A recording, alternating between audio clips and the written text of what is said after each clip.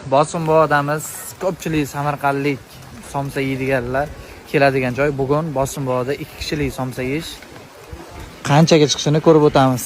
Bosim bobo, ketdik. Bosim boboda oshpazlar tindirmay somsa yopishyapti. Nimasiga maza qilaman? Somsalarni sveji uzib, yangi tandirdan uzilganda olib kelishadi. Bu odatda yopib qo'ygan somsa emas, ertalabki somsa emas. Ketdigan narxlarni ko'ramiz. Nimalar aytdik? Mana bugun jigar birgamiz. Ikkita somsa aytdik. Svej salat va souslari ham svej ekan. Ikkitani olib kelib qo'yib ketishdi. Bittasini esa bittasi vazvirat bo'lar ekan. Chekda ko'rsataman. Choy aytdik keyin. Bu salatlar sheriklarniki. 2 kishini hisoblaymiz.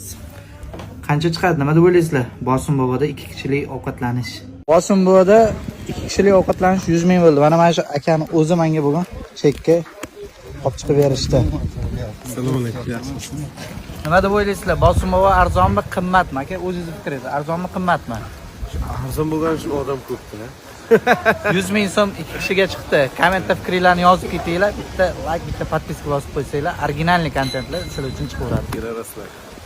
Yana bitta gap, bu yerga keladigan mijozlar hech qachon narxiga qarab kelmaydi. Ularga puli qiziq emas. Chunki oilaviy keladi, mehrli insonlar.